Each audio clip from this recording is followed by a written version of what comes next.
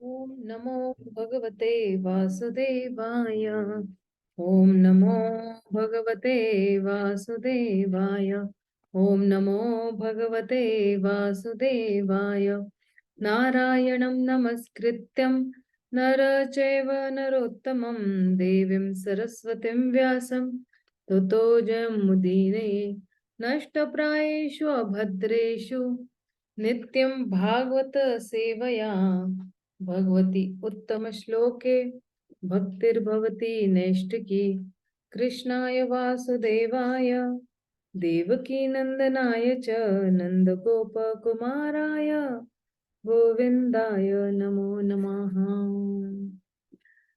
Hare Krishna, dear devotees. So welcome to the Chaturshloki Bhagavatam class. So we were on the 23rd shloka, and I had just given a little synopsis, I think, on the shloka. Yeah. So we have a new student in our class. We have Priya Tulsiani Mataji. She is also from Moscow and she attends the Hindi Bhagavatam reading sessions. So Mataji, we welcome you all for the English Bhagavatam reading classes. Welcome to the class. I'll just share the screen with you all. Oh, give me 1 minute.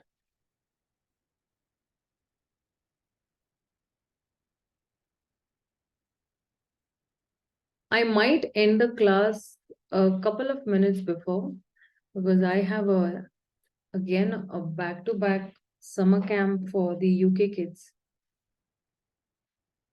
So that's from 9 o'clock. That was completely unscheduled. So this is the. So I think we have to read the whole purport, right? We just read the shloka, but the translation and purport we have to read.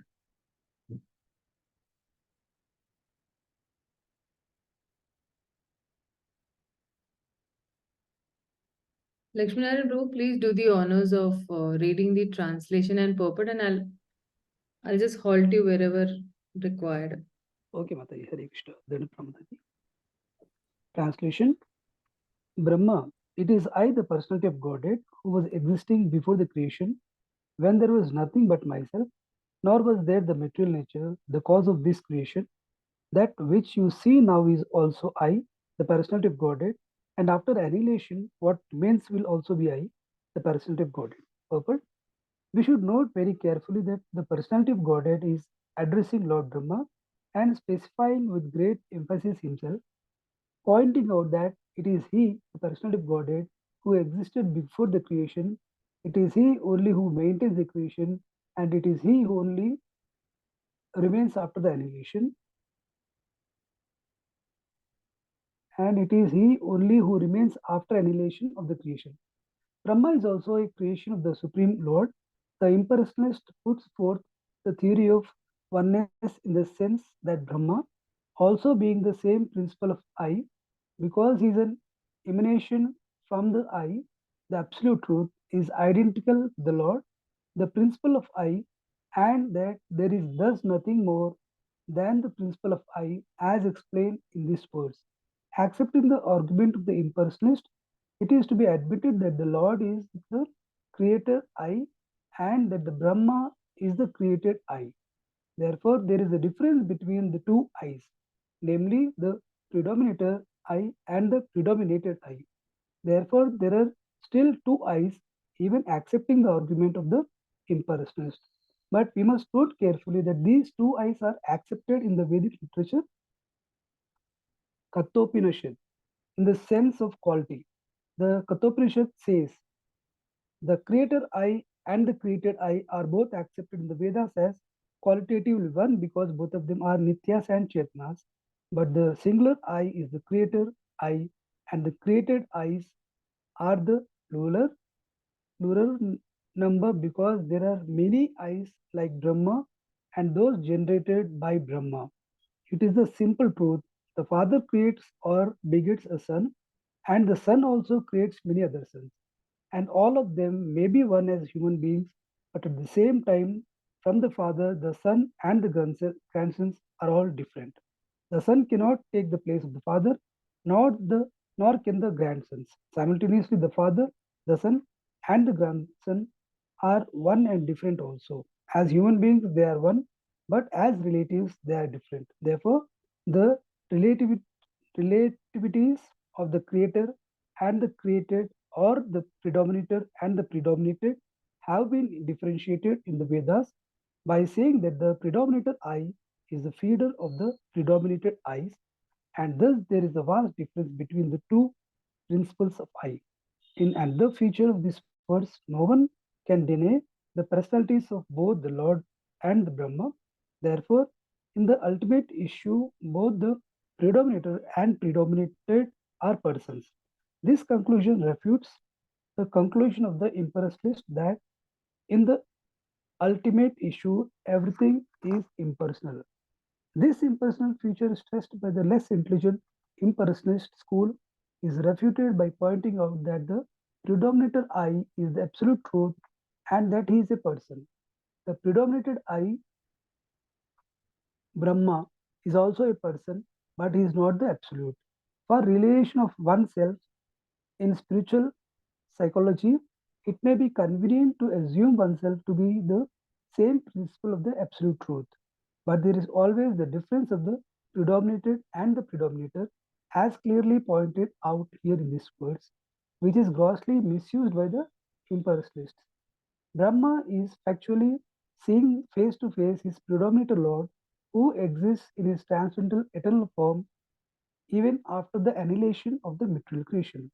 The form of the Lord, as seen by Brahma, existed before the creation of Brahma, and the material manifestation with all the ingredients and agents of the material creation are also energetic expansions of the Lord. And after the exhibition of the Lord's energy comes to a close, what remains is the same person of Godhead. Therefore, the form of the Lord exists in all circumstances of creation, maintenance, and annihilation. The Veda hymns confirm this fact in the statement Vasudeva va idam agra asin na brahma na cha Shankara, Eko Narayana Asin, Na Brahma, Neshana, Krishna. etc.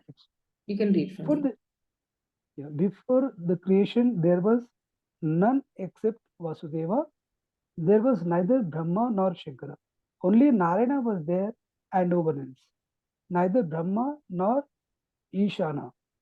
Sripada Shankaracharya also confirms in his comments on the Bhagavad-gītā that Narayana, or the personality of Godhead, is transcendental to all creation, but that the whole creation is the product of Avyakta. Therefore, the difference between the created and the created is always there, although both creator and created are of the same quality. The Yeah. other feature. Yeah, Prabhu. We'll just halt over here and we'll give somebody Okay. else. Yeah. Thank you. Thank you, Prabhu. Thank you. Priya Tulsiani Mataji, please read. I'm sorry, Ji, I ma'am. lost in between, Yeah. Therefore, the difference. Okay, from where I have to read? Yeah, from here, the other feature. Okay. The other feature of the statement is that the supreme truth is the Bhagwan or the personality of Godhead. The personality of Godhead and his kingdom have been explained. The kingdom of Godhead is not void as conceived by the impersonalist. The vacant planet are full of transcendental, very variegatedness, including the four. So this is very Sorry? gated.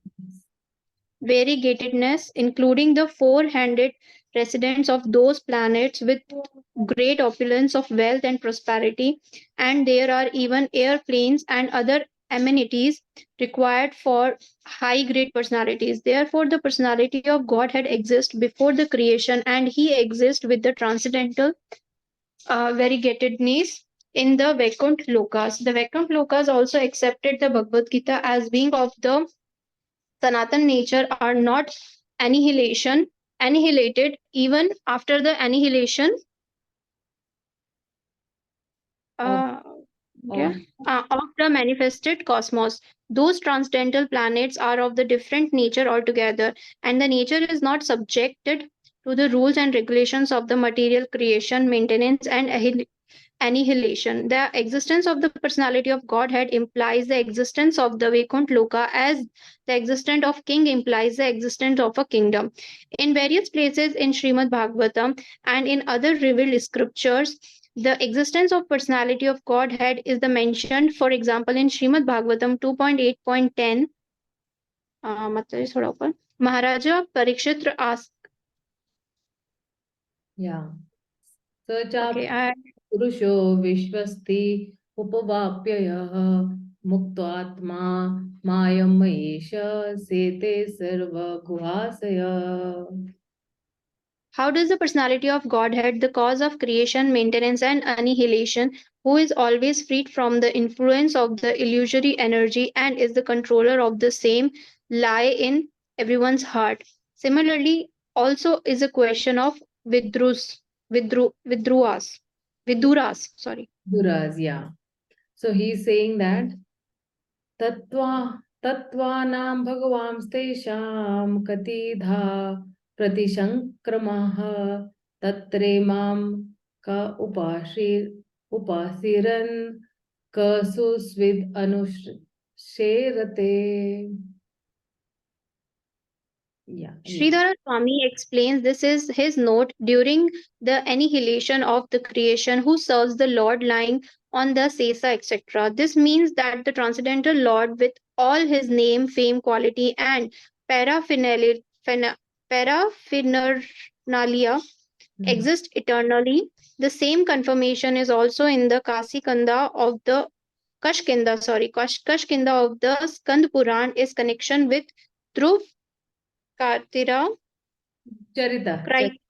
Charita. Okay, Dhruv Charita. It is said here. न चावनते अपि यद्भक्ता महत्यां प्रलयादपि अतो अच्युतोऽखिले लोके स एक स्वर्गो अव्ययः. Even the devotees of the personality of Godhead are not annihilation during the period of the entire annihilation of the material world.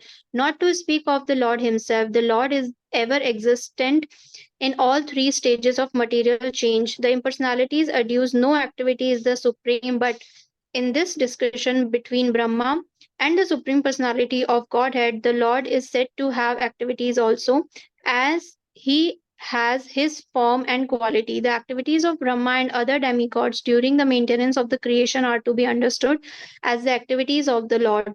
The king or the head executive of a state may not be seen in a government office, for he may be engaged in royal comforts, yet it should be understood that everything is being done under the direction and everything is at his command.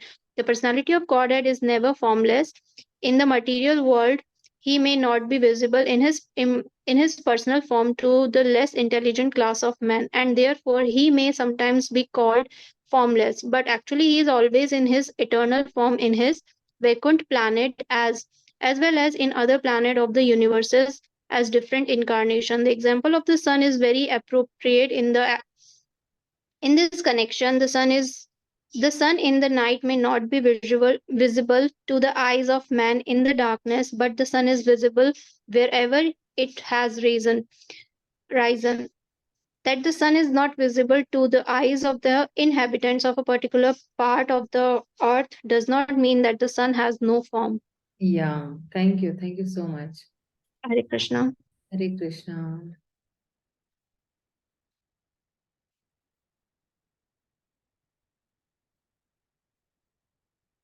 Oh, we have Akshita. Akshita, yesterday you didn't get a chance to read, but read. Yes, Mataji.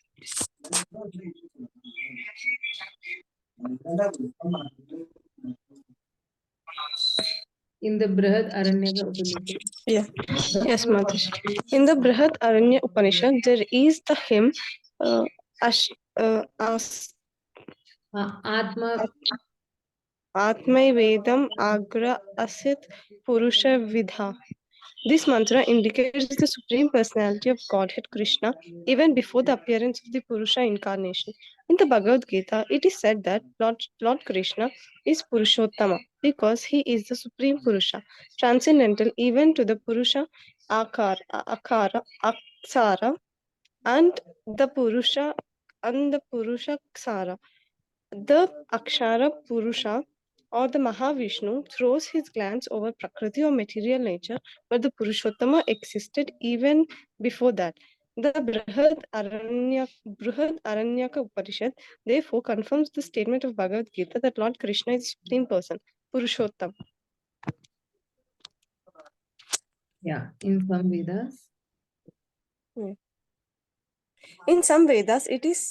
In some Vedas, it also said that in the beginning only the impersonal Brahman existed. However, according to this verse, the impersonal Brahman, which is the glowing effulgence of the body of the Supreme Lord, may be called the immediate cause, or the cause of all causes, or the remote cause is the Supreme Personality of Godhead. The Lord's impersonal feature is existent in the material world because material orbs, the Lord cannot be seen or perceived. One has to spiritualize the senses before one can expect to see or perceive the Supreme Lord.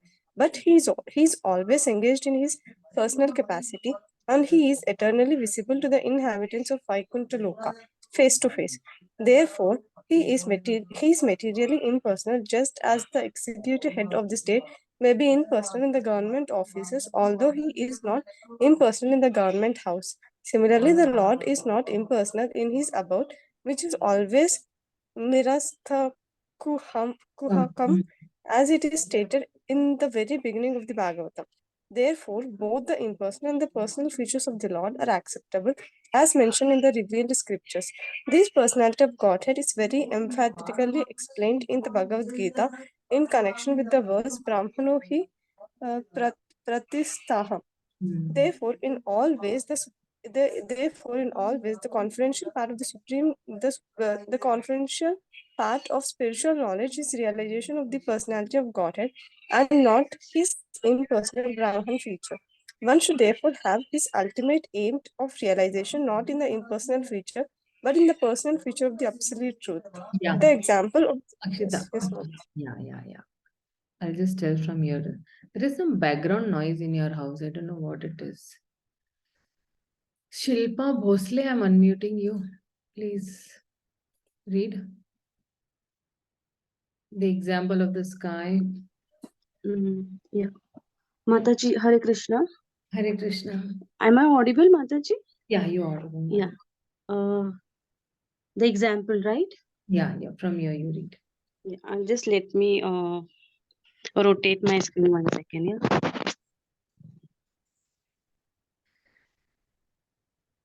The example of the sky within the pot and the sky outside the pot may be helpful to the student for his realization of the all-pervading quality of the cosmic consciousness of the absolute truth.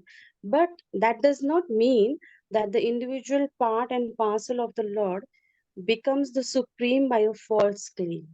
It means only that the conditioned soul is a victim of the illusionary energy in her last snare. To claim to be one with the cosmic consciousness of the Lord. Just a second, yeah, Mataji, I'm so sorry. To claim to be one with the cosmic consciousness of the Lord is the last trap set by the illusionary energy or Devi Maya, even in the impersonal existence of the Lord as it is in the material creation. One should aspire for personal realization of the Lord, and that is the meaning of Paschat Aham.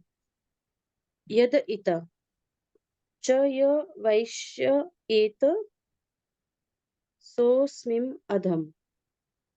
Brahma also accepted the same truth when he was instructing Narada. He said, Soyam te vihatsa tata bhagvanam visha bhavanaha. Bhavana. Okay. There is no other cause of all causes than the Supreme Personality of Godhead, Hari. Therefore, this verse Aham even never indicates anything other than the Supreme Lord.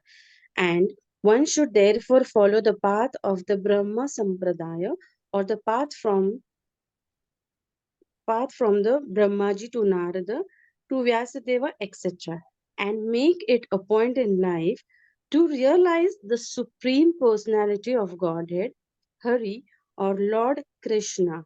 This very confidential instruction to the pure devotee of the Lord was also given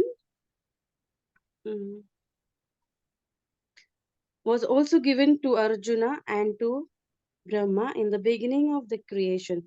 The Yeah, demigods like Mataji, yeah, I'll just give Yeah. some. Thank you, Mataji. Hare Krishna.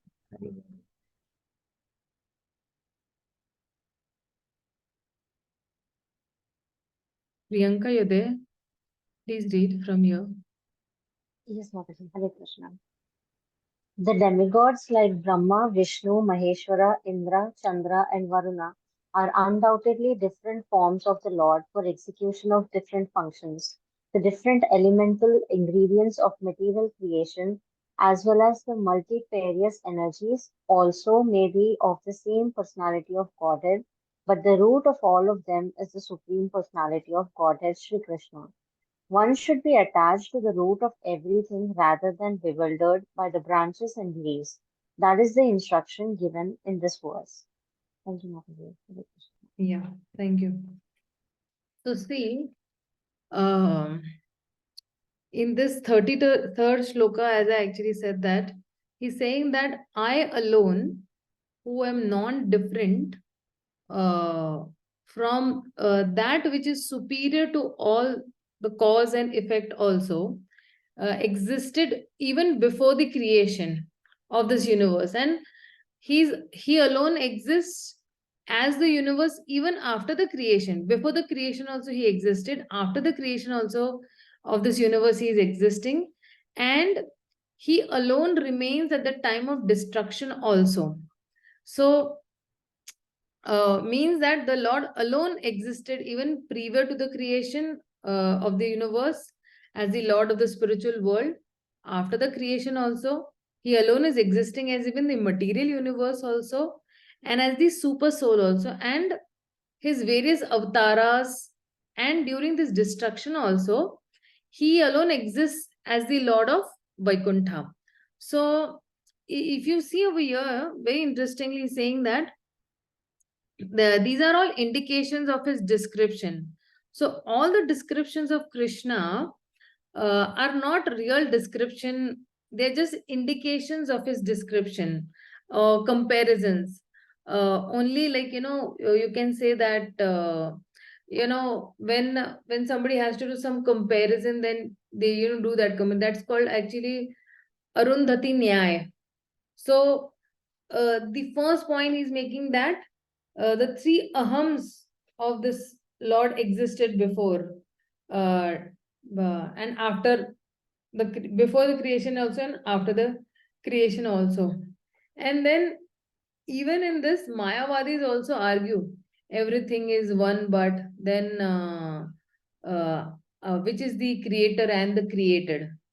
So those also, what do you say, arguments are presented. So he's saying that even when in the Vaikuntha planets, when the Supreme Lord is this, he's saying that the king is alone. What does it mean? It means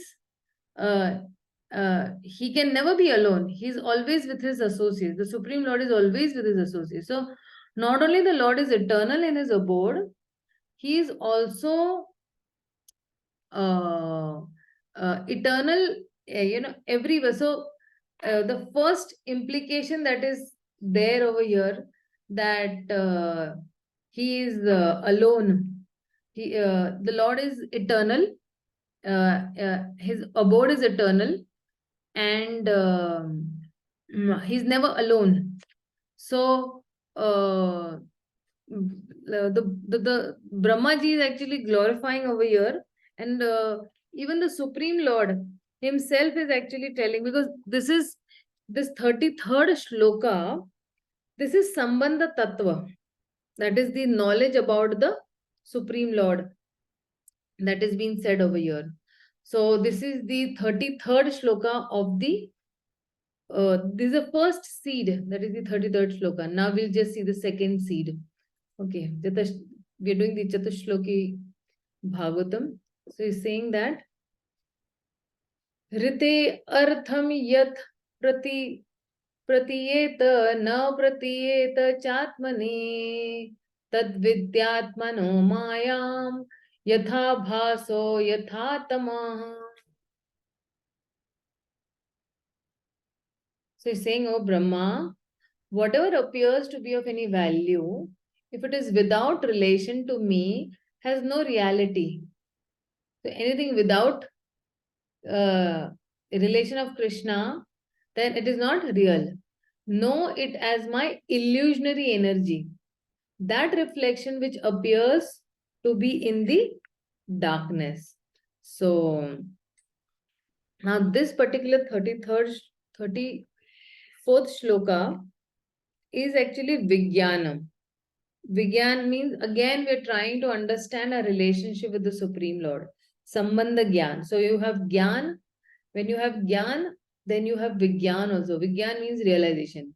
So when you have Gyan means knowledge, and then when you apply it into your life, then it becomes Vijnan or realization.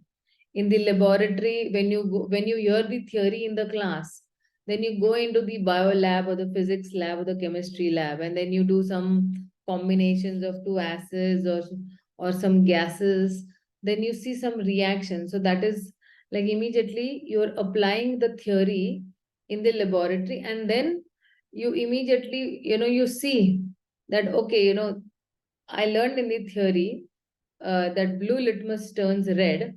And now when I'm doing that and I see that blue litmus turns red, then you have a realization, oh yes, blue litmus turns red. So that's called Vijnanam.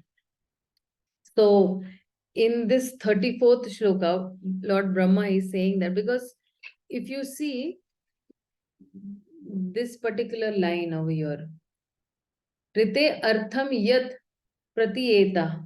He's saying that whatever appears to be of any value, if it is without relation to me, it has no, no reality. And then he's saying that tad vidyat atmano mayam. So he's saying that then anything that is without me and has no reality, then what it is, you should know that it is my illusionary energy, that is Maya. And then he's saying that yatha bhaso yatha tamaha. So he's saying that as this reflection of the reality in the darkness of ignorance. So you think tama means darkness. So he's saying that it is a reflection of the reality in the darkness of ignorance.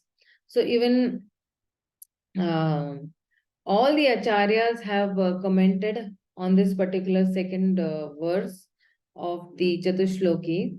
And in the Bhagavad Sandarbha, because all these Sandarbhas are written by Srila Jeev Goswami, the Tattva Sandarbha, the Paramatma Sandarbha, the Bhagavad Sandarbha, the Preeti Sandarbha, the Bhagwan Sandarbha, all these are written by Srila Jeev Goswami. So this verse explains Vijnan and this realization of this subtle science that is about the illusionary potency of Maya.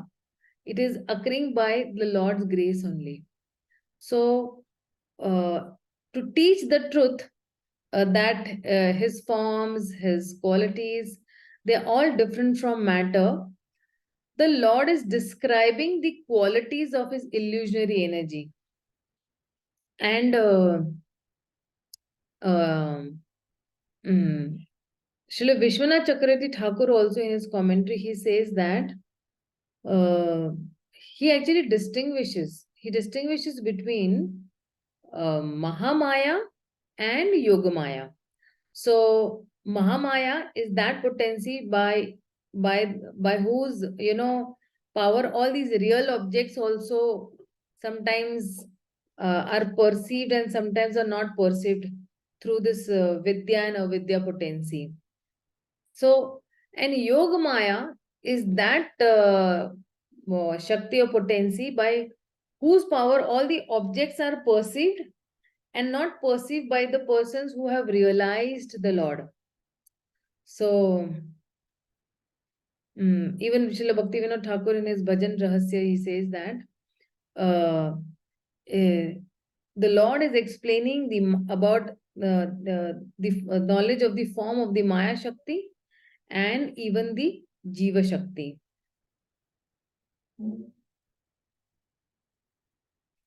And even Prabhupada is actually, in the purport he's saying over here is that you have to dovetail everything in relationship with the Lord. That is called Yoga Maya. Yoga means link with the Supreme, right? So when you say Yoga Maya means you're linking everything. Because even if you see in the material world, what is the role of Yoga Maya? Her role is that only that she gets the devotees, what do you say? I'm sorry, I just lost. Yeah. So the role of the Yoga Maya in the spiritual world is that she gets the devotees closer to Krishna.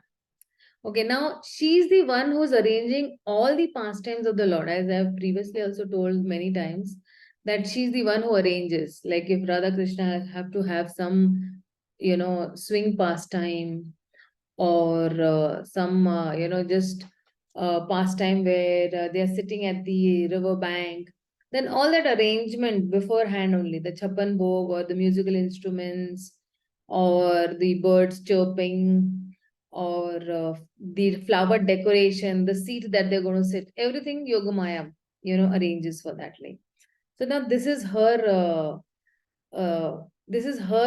you can say, seva, that she's dovetailing everything in relation to. Now, over there in Braja or the spiritual world, the bhav is that we want to only please Krishna. Here, the bhav is that I want to please my own senses. So it's like a perverted reflection. There, they want to please the senses of the Supreme Lord, and here we want to please our own senses.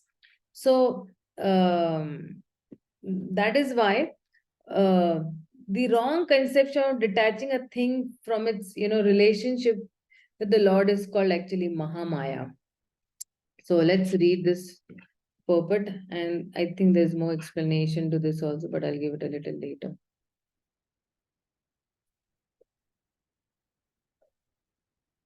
So Anup Prabhu, please do the honors of reading this 34th purport.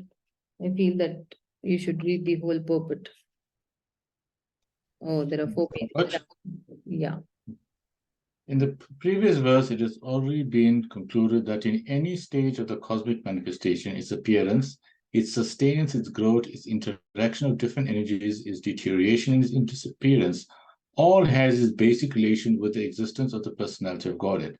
And as such, whenever there is forgetfulness of this prime relation with the Lord, and whenever things are accepted as real without being related to the Lord, that conception is called a product of one illusory energy of the Lord. Because nothing can exist without the Lord, it should be known that the illusory energy is also an energy of the Lord. The right conclusion of dovetailing everything in relation with the Lord is called Yogamaya, or energy, or the energy of the union. And the wrong conception of detaching a thing from its relationship with the Lord is called the Lord's Devi Maya or Mahamaya. Both the Mayas also have connections with the Lord, because nothing can exist without being related to him. And as such, the wrong conception of detaching relationships from the Lord is not false but illusory. Misconceiving one thing for another thing is called illusion. For example, accepting a rope as a snake is illusion, but the rope is not false. The rope, as it exists in the front of the illusioned person, is not at all false, but the acceptance is illusory. Therefore, the wrong conception of accepting this material manifestation as being divorced from the energy of the Lord is illusion, but it is not false. And this illusory conception is called the reflection of the reality in the darkness of anything that appears as apparently not being produced out of my energy is called Maya. The conception that the living entity is formless or that the Supreme Lord is formless is also illusion. In the Bhagavad-gītā 2.12, it was said by the Lord in the midst of the battlefield that the warriors standing in front of Arjun himself, and even the Lord had all existed before. They were existing on the battlefield of Kurukshetra, and they would all continue to be individual personalities in the future also, even after the annihilation of the present body, and even after being liberated from the bodies of material existence. In all circumstances, the Lord and the living entities are individual personalities, and the personal feature of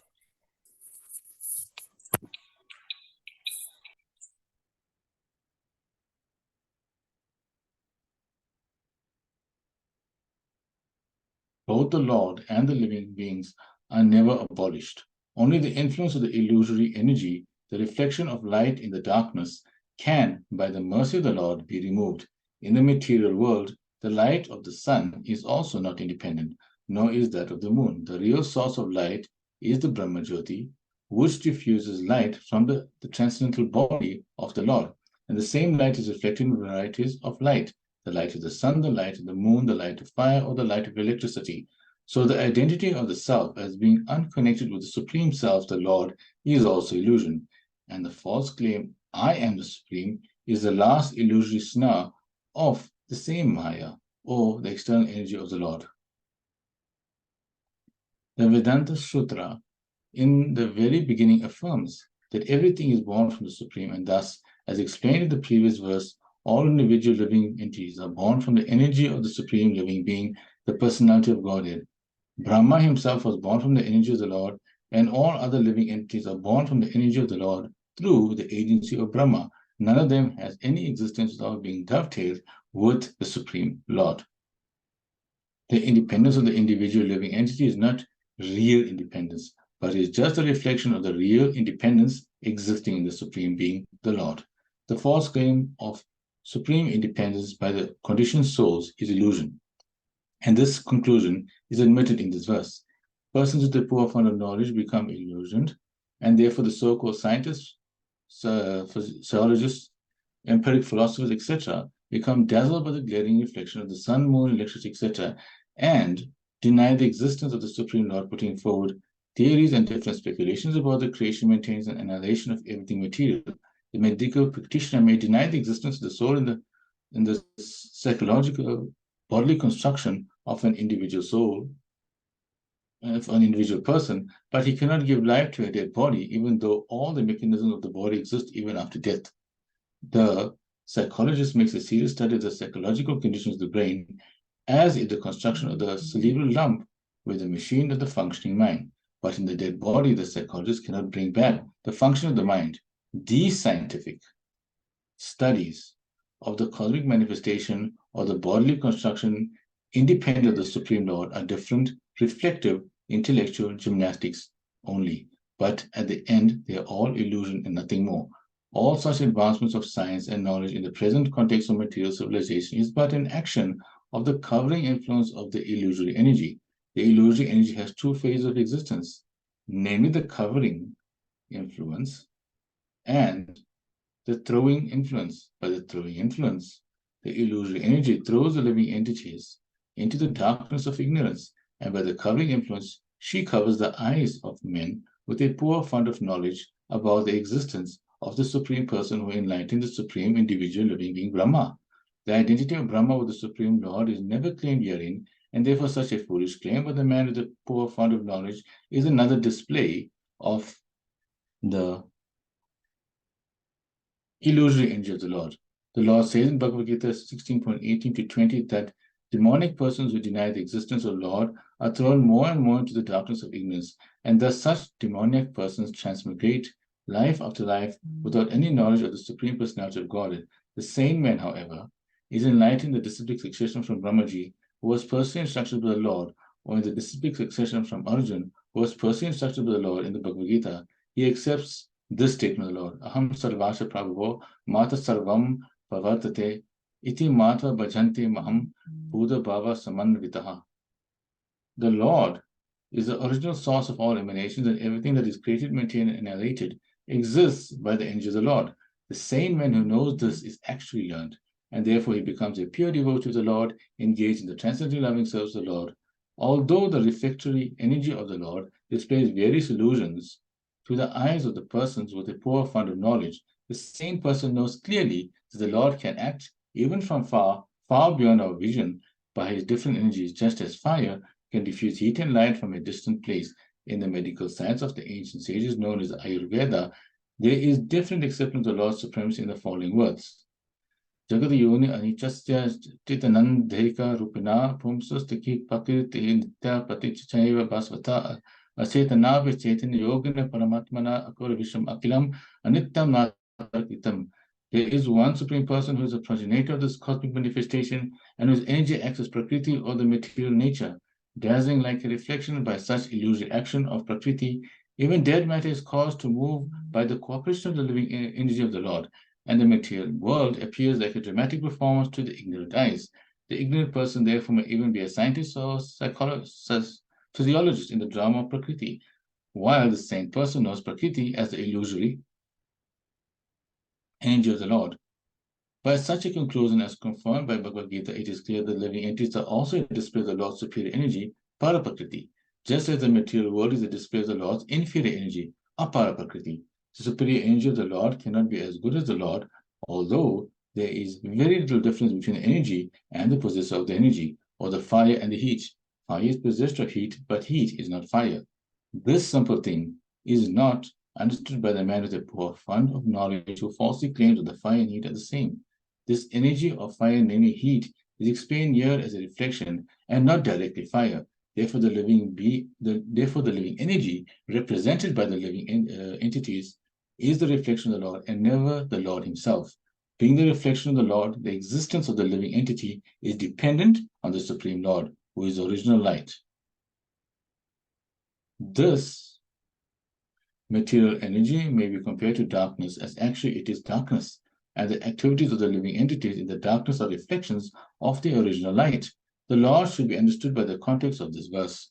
Non-dependence of both the energy of the Lord is explained by Maya or illusion. No one can make a solution of the darkness of ignorance simply by the reflection of light. Similarly, no one can come out of material existence simply by the reflected light of the common man. One has to receive the light from the original light itself. The reflection of sunlight in the darkness is unable to drive out the darkness, but the sunlight outside the reflection can drive out the darkness completely. In darkness, no one can see the things in a room. Therefore, a person in the dark is afraid of snakes and scorpions, although they may not be such things. But in the light, the things in the room can be clearly seen, and the fear of snakes and scorpions is at once removed. Therefore, one has to take shelter of the light of the Lord, as in the Bhagavad-gītā or the Śrīmad-Bhāgavatam, and not the reflective personalities who have no touch with the Lord. No one should hear Bhagavad-gītā or Śrīmad-Bhāgavatam from a person who does not believe in the existence of the Lord. Such a person is already doomed, and any association with such a doomed person makes the associator also doomed. According to the Padma Purana, within the material compass, there are innumerable material universes, and all of them are full of darkness. Any living being, beginning from the Brahmas, there are innumerable Brahmas in innumerable universes, to the insignificant ant, are all born in the darkness, and they require factual light from the Lord to see him directly. Just as the sun can be seen only with the direct light of the sun, no lamp or man-made torchlight, however powerful it may be, can have one see the sun. The sun reveals itself. Therefore, the action of different angels of the Lord or the personality of God himself can be realized by the light manifested by the causeless mercy of the Lord. The impersonalists say that God cannot be seen. God can be seen by the light of God and not by man-made speculations. Here, this light is specifically mentioned as Vidyat, which is an order by the Lord to Brahma. This direct order of the Lord is a manifestation of his internal energy, and this particular energy is a means of seeing the Lord face to face. Not only Brahma, but anyone who may be graced by the Lord to see such merciful direct internal energy can also realize the personality of Godhead without any mental speculation. Thank you much.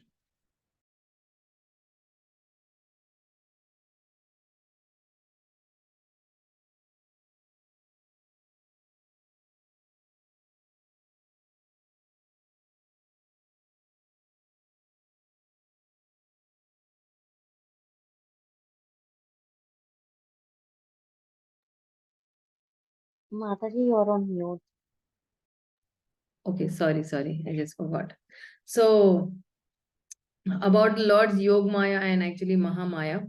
So one should understand, he's saying that my Mahamaya, by whose power, all these real objects are also perceived through this Vidya, and these false objects are perceived through this avidya also in relation to the self. So one should understand that my Yogamaya and some objects that are there. So Mahamaya is that potency by which the real objects also are sometimes perceived as not perceived through. Though you see, but you're not seeing. And Yogamaya is that potency of the Supreme Lord, where persons who have, are perceiving the Supreme Lord, who are realizing also the Supreme Lord. So, like for example, if I tell you the actions of Yogamaya, in Krishna Leela, when you say, so to show Yashoda's love, could not be actually, she could not restrict her love, and to show that Yashoda's love could not be restricted by a show of, Krishna's power in the pastime. When Yogamaya is actually, revealed, this, the material world within this Krishna's stomach also, while simultaneously he is revealing the spiritual forms also of Gokula. So, in even Arjuna's case, to show how this prema is restricted by realization of this power. So, at one time, one form of the Lord was revealed, while another time it was covered. So, even in the Brahma Vimohan Leela, if you see that to destroy that Brahma's thinking that he is the, controller. So that, the Yogamaya actually plays that. So, and, Mahamaya, what she does is actually, because see, Yogamaya will act only on those people who have already, realized the Supreme Personality of Godhead. So Yogamaya will act on them. But Bhakti itself is under the realm of Yogamaya. But not necessarily that all the practitioners of Bhakti are also under the realm of Yogamaya. A practitioner of pure devotional service, even at the stage of sadhana, he may be under the three modes of material nature or under Mahamaya. But when he continues to practice pure devotional service, and when he achieves that perfection, then he earns his entry into this realm of Yogamaya. So the avidya potency will hide and the vidya potency will reveal. Yogamaya will reveal and Mahamaya will hide. And Mahamaya will always make you forget that you are the soul. And Yogamaya will always make you remember that you are a soul connected to Krishna. So you are rooted with Krishna. So, but you forget that you are connected to the Supreme Lord and you are the servant of the Supreme Lord. And that is the role of actually the Mahamaya. So this is what has been actually said in this particular shloka. So I have one very nice, table given by one of my teachers.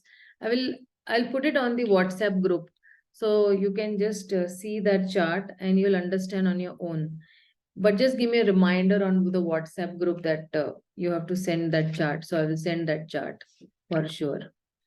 So, dear devotees, today, since this 35th shloka and the 36th shloka, we'll take it tomorrow.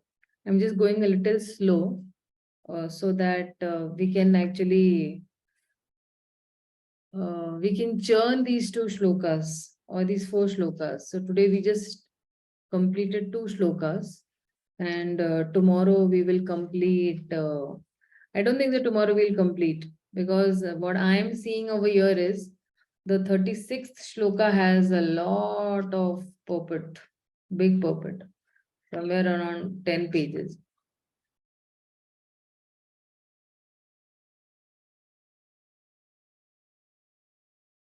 Thirteen, 14 pages it has. So I think again in a break we'll have to do this.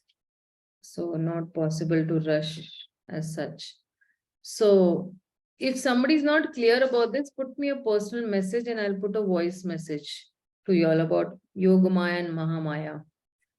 Okay, so dear devotees, thank you so much for being here and helping us read the Śrīmad-Bhāgavatam. And those who did not get a chance today will get a chance for sure tomorrow. Thank you so much. Srila Prabhupada ki jai, Gaur Bhakta Vrinda ki jai, Hare Krishna. Krishna, Devi, Hare Krishna.